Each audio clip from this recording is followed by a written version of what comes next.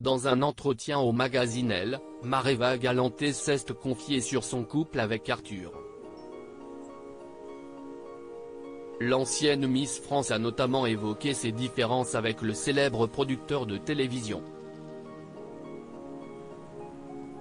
Bien qu'elle vive à Paris depuis ses 18 ans, Mareva Galanté met un point d'honneur à retourner à Tahiti, son île natale, au moins une fois par an.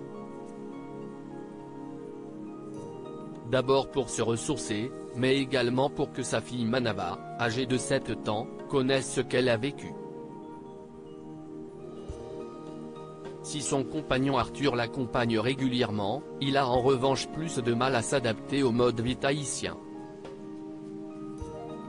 Ce lieu n'est pas celui de son enfance, il n'a pas reçu la même éducation que moi. La vie sur l'île est à l'opposé de ce qu'il connaît. Il a grandi dans le béton. Il a besoin du bruit de la ville, de la circulation, de la pollution. Jusqu'au moment où, à Tahiti, il se laisse charmer et emporter par cette douceur de vivre, explique l'ancienne Miss France dans un entretien accordé au magazine Elle, paru ce jeudi 13 juillet. Mareva Galanté évoque ses différences avec son compagnon Arthur en couple depuis 11 ans. Mareva Galanté et Arthur sont pourtant très différents. Les deux tourtereaux n'ont pas la même histoire de vie ni le même caractère ou encore les mêmes centres d'intérêt. De quoi les pousser parfois à se demander ce qui les réunit.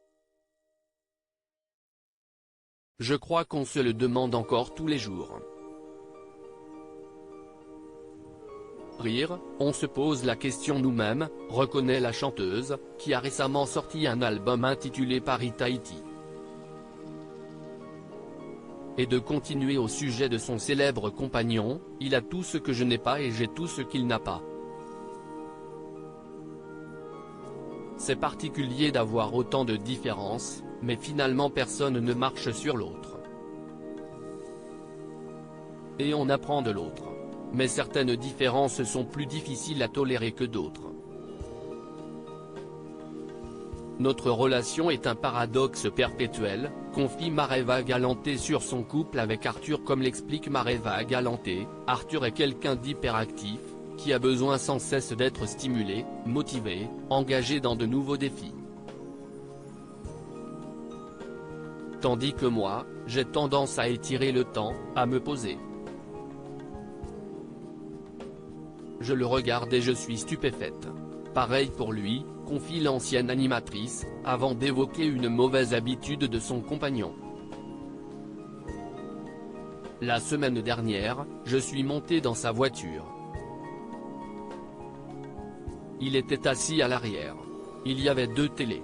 À droite, l'une diffusait BFM, à gauche, l'autre diffusait LCI. Et sur son portable, il regardait les infos. Je lui ai dit, mais ça ne va pas du tout. Instinctivement, j'ai éteint les télés. Il ne comprenait pas.